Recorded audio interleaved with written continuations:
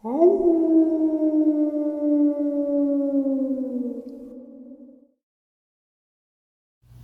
greetings and salutations, everyone. I hope everyone is doing well today. And today I have a lineup of horrifying, and I do mean horrifying, subscriber-submitted encounters. Before we jump on into them, a couple links. As you know, I rely on Patreon, PayPal, and the merch to help the channel to continue to grow and go. The links to Patreon and PayPal are in the description below. My merch is displayed directly under the video. Also, Dogman Frightening Encounters, Volume 1 through 3, the audiobook versions.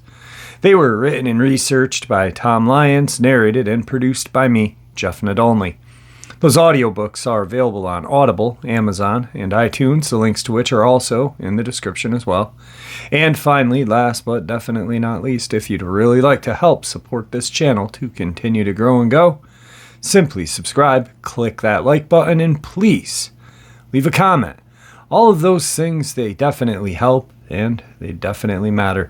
Now, everyone, I have taken far too much of your time. Let's jump into today's encounters, shall we? Today's first encounter. Hello, Jeff. My name is JMW.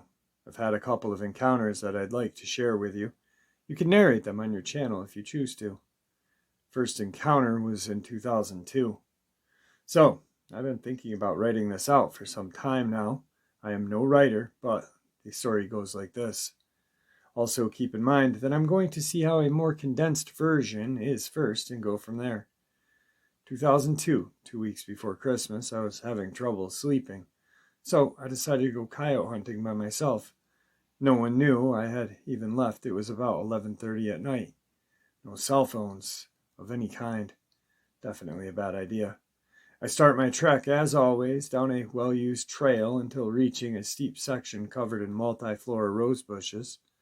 However, I had previously cut a path, and it wasn't hard to navigate, even in the snow that had been falling.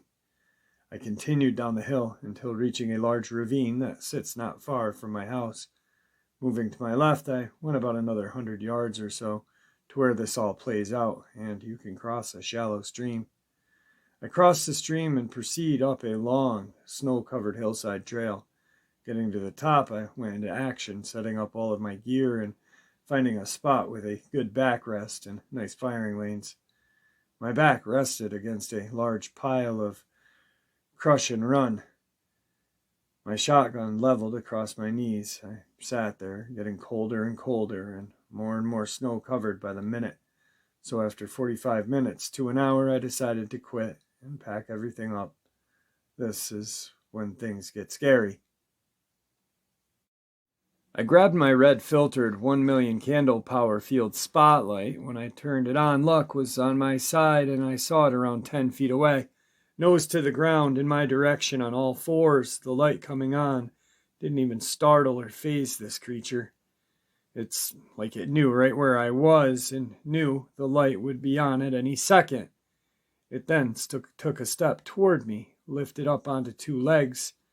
It didn't break or crack when standing up. The only noise that I could note was a low, deep-sounding pop in its rib sternum area. It stretched out and puffed its chest as if it wasn't big enough. I would have to say it was at least 7 to 8 feet tall, with 5-fingered hands and 2-inch claws. This dogman never opened its mouth, so I cannot comment on its teeth.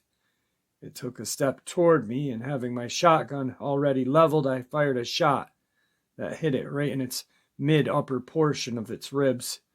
Mind you, that hitting something this close with a shotgun usually causes a major hole and nothing could walk away from it.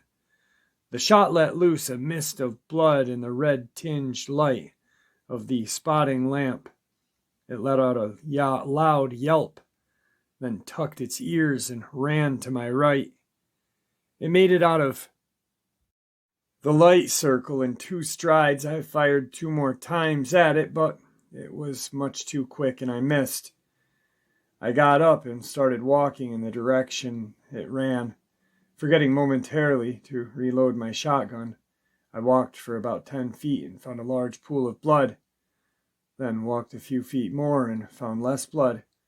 This process repeated until I was around 30 feet from where I initially started and there was no blood, just footprints.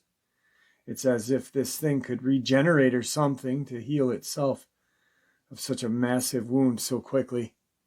I stopped, realized how stupid I was for going after this thing after it just had been wounded. I didn't know they hunted in packs back then. I just thought I had encountered a real-life werewolf. I then trudged home in the night with a surely wounded God knows what potentially circling me the whole way I go. I took my time getting back. It took me 2 hours to walk what normally takes 20 to 30 minutes. I made it back home, went to bed, and never spoke of that night again until 2019. I hardly hunt anymore due to health problems, but even if I was healthy going back out there, you would always be looking over your shoulder. However, I am working on getting a group of professional cryptid researchers to come and take a look. My second encounter was back in 2003. While walking to a friend's house, I was met by a large canine coming out of the woods in front of me, about 50 feet. It looked like the combination between a bull mastiff, a Rottweiler, and a Doberman, only this animal was between 3 and 4 feet at the shoulder while on all fours. It seemed to be at least 3 times the size of a mastiff. It was a solid-looking animal. I watched it as it covered that 50 feet in less than 5 seconds, and it was to me. It got right up to me and lunged forward to attack me using only its mouth. I had no weapons or no good defense alternatives, so I did the only thing that popped into my mind. I turned my body to the right and rammed my arm as deep down this thing's throat as I could go, which was a few inches past my elbow. It must have been a juvenile, as it was inexperienced and its teeth weren't extremely sharp yet. I barely had a scratch on me after jamming my arm down its gullet. I then grabbed it around the neck with my free right arm and began trying to choke it with all my strength. I squeezed for a good 2 to 3 minutes. The tension in its body relaxed, and then I slowly stood up and shook the goo off my left arm. Talk about the smell of death. It only took a minute or so for the creature to get back on all fours. It stood there gagging for a minute, then locked eyes with me. It gave me this look of, "You bastard." Then it turned and ran off back into the woods. Both of its front feet were actually hands, as it did have 5-digit finger, although the claw-like nails at the end were less than 2 inches. I didn't get a good look at its back feet. It had the most golden yellow eyes I'd ever seen. Again, this event took place at nearly dusk, so I didn't make out any colors well, other than it was dark. Not jet black, but a very deep brown coloration. If I had to guess, I'd say it was 6.5 feet long, snout to the base of its tail. This one had a longer tail. It was about 2.5 feet long.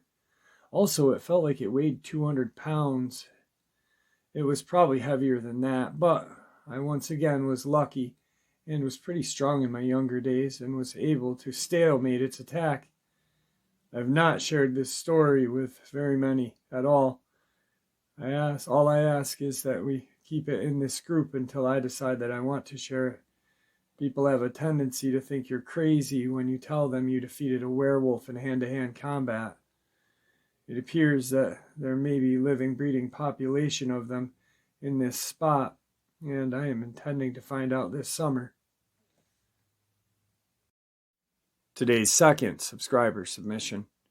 Hey Jeff, how are you? I have a video of a black orb or something following me around Lake Giacomo the other day. The same lake I saw the invisible entity with my boyfriend. I say invisible, but you can't see something invisible, so it was more like an imperfectly invisible entity such as the predator when he is in cloaking form. If you would be interested in that video, the Orbs, well, there are several videos. I will see what I can do to get them shortened and made into one video so that I can actually send it, because my phone won't let me send huge videos. So let me know. Thanks, Jeff. I also have a video of extraordinary energy that you can actually see on the camera at my boyfriend's house radiating everywhere. He would not want to have that posted publicly, but I could let you see it if you wanted. And I have encounters like one time when we were looking for arrowheads and we went out at night. Something was throwing little pebbles at us. The pebbles would land right in front of our heads as we bent over looking into the water. That takes some precision and intelligence to do. We were there for hours and it happened many times. And at first I wasn't even sure if it was happening. I would hear it. I could see the water move in front of me, but it didn't register until like 5 times. And I was like, okay, what the heck? My first thought was my boyfriend was doing it, and he said no, it was happening to him as well. And so something intelligent was there throwing little pebbles right in front of our heads, not hitting us, but messing with us. Like I said, that takes some intelligence. The terrain surrounding us was very remote. There's a few houses around there, but there's a lot of woods, and it's out in the country where anything could hide if it wanted to be hidden. And there's also a known Indian burial mound close to the spot. And I'm just giving you a slight detail about it. If you wanted to know more, I'll write them out for you. Like the other night, my boyfriend was out and about, and he had heard something he had never heard before. A howl, like I don't know how it sounded. He says coyotes just went crazy, so I don't know what it was, but it sounded like a Dogman to me, as what he described the howl sounded like.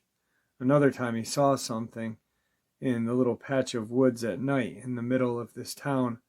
I mean, not even in a town, it's a city. And when he saw it, he immediately picked up a stick and started kind of sharpening against a tree for protection. It had an elongated snout. It looked emaciated, and when he saw them, his son and him took off running on 4 legs. It then stood up and started running on 2 legs as it was running. He said he saw tracks in the snow like he had never seen before. These tracks were not of anything he had ever seen, and couldn't even place them with something possibly that's known to exist. And there's another time when I was by myself. I was out at the end of this trail in the same patch of woods where my boyfriend had dropped me off and took his bike to the top, and I could hear his dirt bike at the top of the trail. And that's a little ways off, so I knew he wouldn't be able to hear me. I heard chains or something and started walking up the trail toward it, thinking it was a person. I guess I forgot to say it was dark out, like 9 p.m. on a summer night. The sun had gone down. It was dark enough that you could not really see too far off. So I started walking toward it. I said hello, and all of a sudden it starts on 2 legs running up the side of the hill, and I could hear the chains rattling. Maybe they were hanging off the side of its belt or something. I don't know. I couldn't see a belt. I couldn't even see chains. I could hardly see and make out the figure. And then it turns directly toward me and starts running towards me. It begins morphing into a dog-like creature. Looked like German Shepherdish to me as far as I could tell. And the whole time it was just a really pale green glow about it. And at first it looked like a person going up the side of the hill. But then when it turned towards me and morphed into this ghost dog, is what I call it, it went down on all 4s and just ran at me. I know it sounds crazy. It was definitely weird. I can't explain it any better than that. So I turned around without even trying to comprehend what I was looking at, and I yelled help, and it ran up the other way and ended up going up another trail that is just not really a trail you'd want to go up, especially in the dark. I had no flashlight. It's just not easy. It's steep. It's hard to climb up there. Anyway, I just wanted to give you some ideas of the encounters that I've had. Thanks, Jeff, for what you do.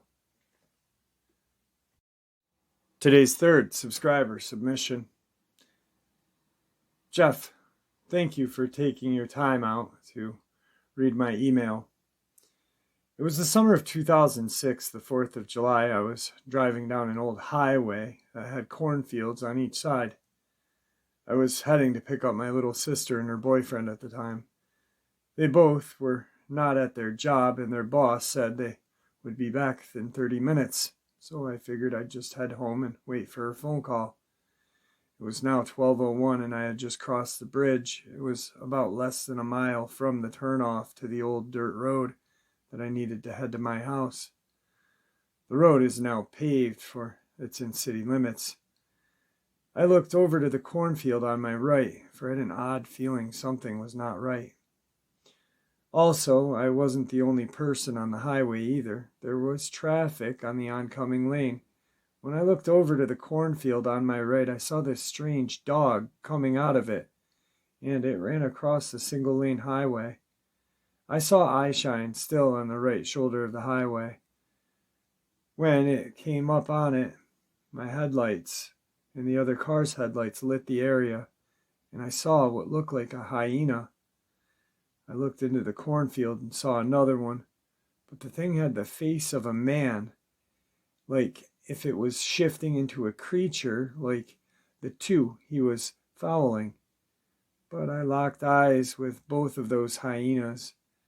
I made my turn onto the dirt road that was about 20-30 feet away from what I saw. I wasn't too happy to be called at 1 a.m. to pick up my sister from work and drop off her boyfriend. The week was odd, for I had worked at Walmart and I had 3 people come to my checkout that were from South Africa. 1 woman and 2 men, 1 black, 1 white. After they checked out, one by one, they went over to the McDonald's that was in the store at the time. They would just watch me, and I got that same feeling once more I had the night that I saw those 3 hyenas. I got off work that night, and I drove on the main highway that led to my house, and as I passed an old gas station with the windows open in my car, I heard 3 people from behind the gas stations in the fields behind it calling my name. This went on for about a month or so. I was very uneasy going out at night. There had been several nights after what had happened that I would hear knocking on my bedroom window and laughing, and someone at my tiny bedroom window whispering my name.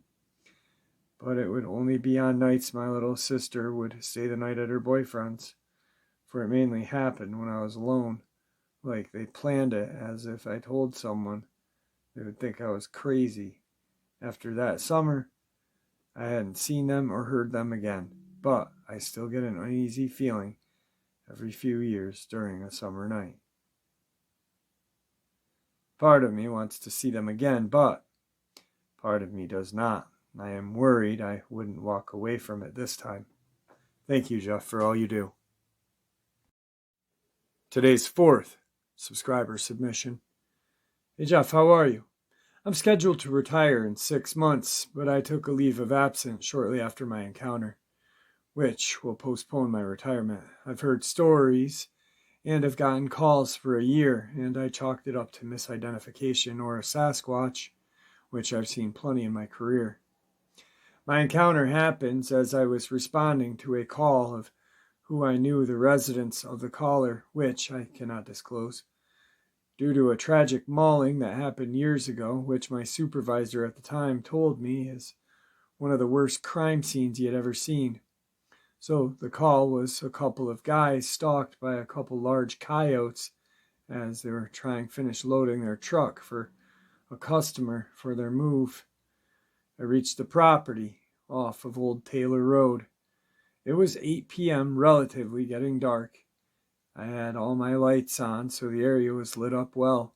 I exited my car with my AR at hand, went to the shed where they barricaded themselves in. I was able to get them to come out. I asked them about the resident that lives here. I was told that they were moving, and they hadn't been on the property for days. They asked if I could stay as they finished loading. It'd be about 30 minutes. I obliged. They finished up and headed out. I walked back to my patrol car, which was about 20 yards away. I started getting this uneasy feeling like I was being watched.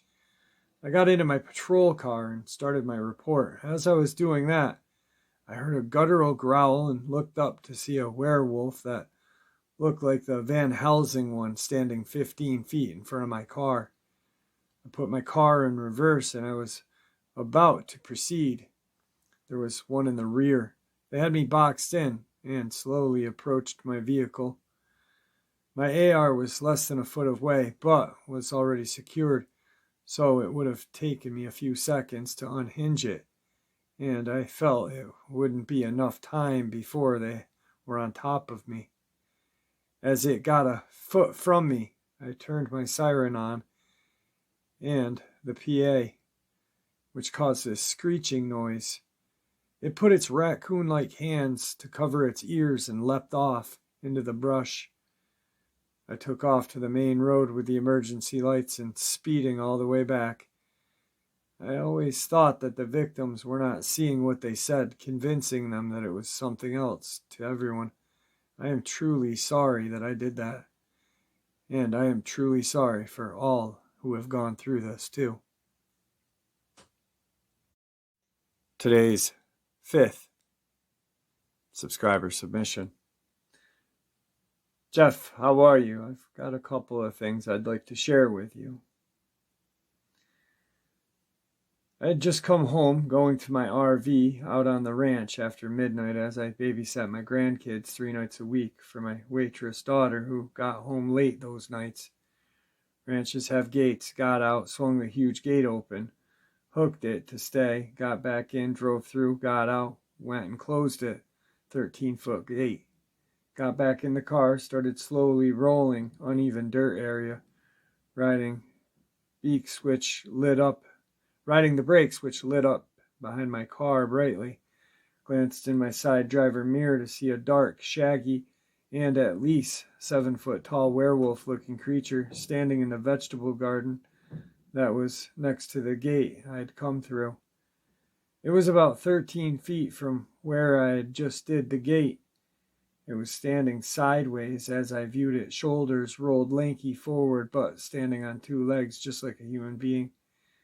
Its arms hung lankily to its side. Its head was flopped forward and down, so its whole long muzzle was resting on its neck-chest area. It was totally passed out. I realized it was in a deep trance state.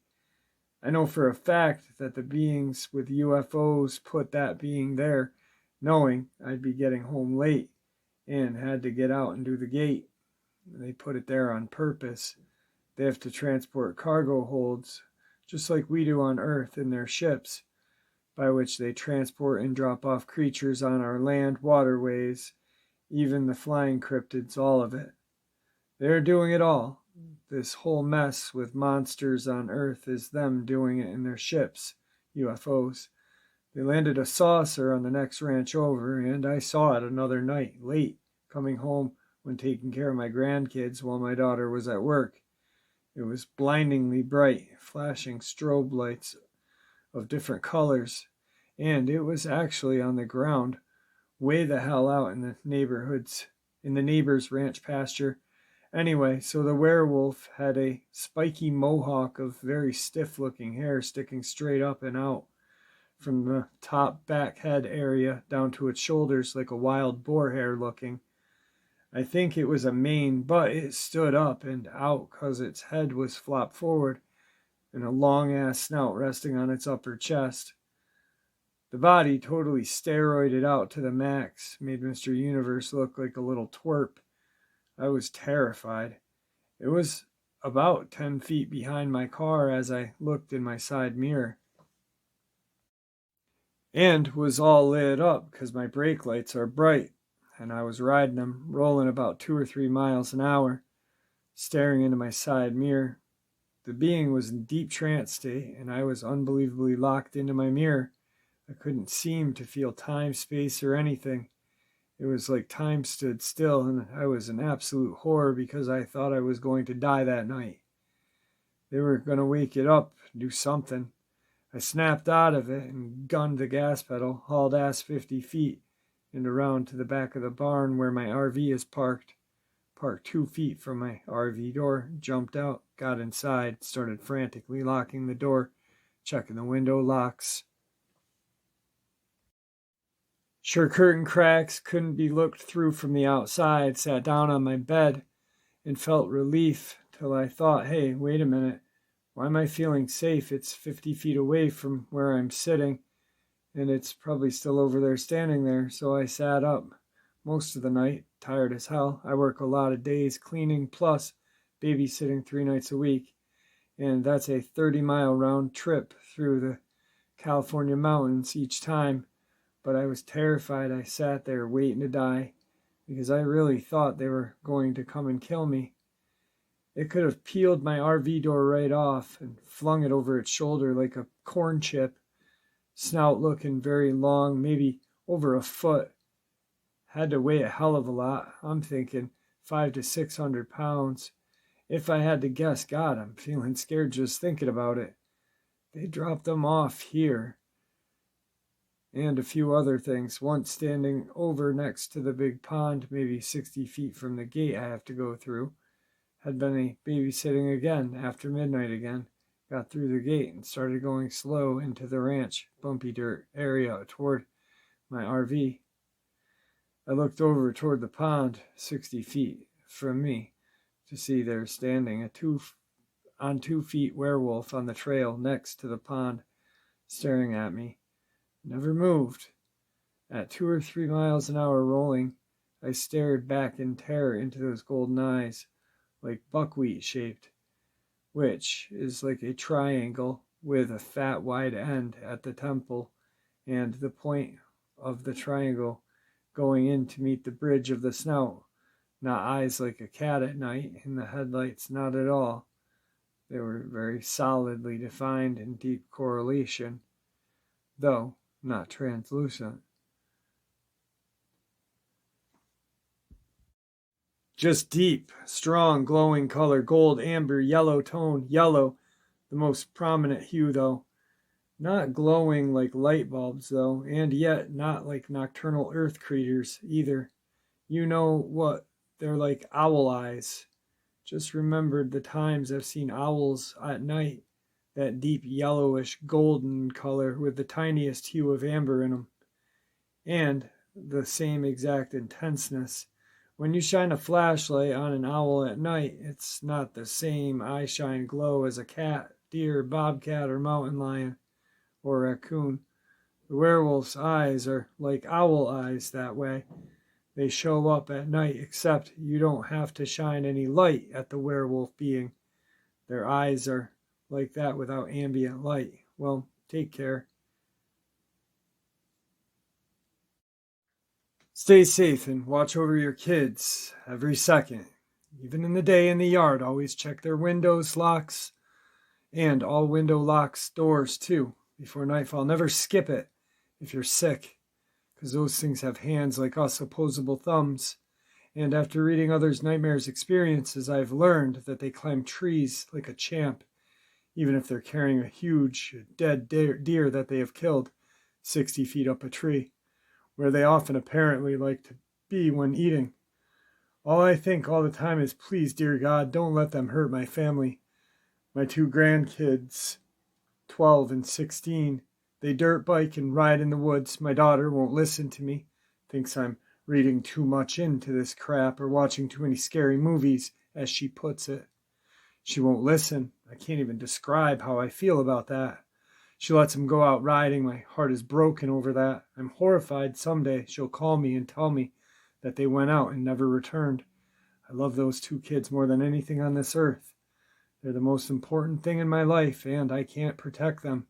I feel helpless. Good night to you and yours. Again, thank you, Jeff, for all you do. Take great care 24/7. Today's final subscriber submission.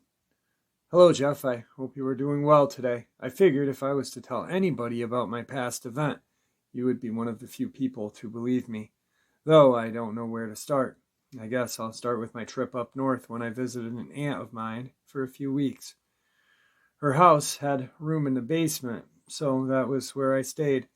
I tend to overheat at night, and I like to either walk around or go outside and relax and look at the stars. That day there had been an animal attack. I can't say wolf for sure because I never managed to see it, but as you will read, I have reasons to believe so. There was a trail of blood leading to the forest from just behind the barn/shed that led to what was left of a deer. Nothing odd there. On that night, I was restless and chose to go outside on the front porch. When I stepped outside, I was so relieved by the cold. I didn't bother to look around at first. Then I noticed the quiet. Normally, you can hear all matter of life up north, even at night, but not then, and it unsettled me, so I looked around before moving any further from the door. At the bottom of the steps was a large wolf. It didn't move once. I spotted it, and neither did I. It seemed like time stopped, and somehow we both tilted our heads as if an unspoken question, "What are you doing here?" was in my mind. I didn't talk because if I spoke, I felt that breaking the silence would be wrong. Eventually, I almost relaxed and looked away, knowing that it was still there, but that I would not be hurt. After another moment outside, I backed away. Never quit giving my back to it, but I stared as I closed the screen door, and then when I closed the wooden one, it left. I don't think it was normal animal because you could see it was smart, and it didn't have any fear or anger. The eyes were beautiful color. They seemed almost like a dark gold, but it was many, many years ago now. I can't say the height because of the stairs altered my perception, but at a guess on all paws, it was at least 4.5 to 5 feet tall, given the railing height just a few feet away. Another odd thing happened to me at that house and seemed to follow me even now, but it seemed to fit into your channel the most. Use it or not, it's just my thank you for all the wonderful stuff you do for me. Have a great day, Jeff. All right, guys, like I said in the intro, some horrifying subscriber submitted encounters. Guys, I really don't have words for the amount of gratitude I have for your support and kindness. It truly does mean the world to me. Saturday nights, I do a live stream. It's usually around somewhere between 11 and 2 Eastern Standard Time. That's just because I have that time free after recording all day and night. And it really is a great kind of meet and greet. We have a lot of fun. We talk about encounters. We talk about everything. Actually, it's pretty intense. It's a lot of fun. So if you guys get a chance on Saturday night, look for the notification. And if you don't have notifications, click that like or click the bell icon. And that will give you all notifications for this channel. So with that, stay safe, stay healthy, and may the Great Spirit watch over us all. May He guide us down that path that we call life.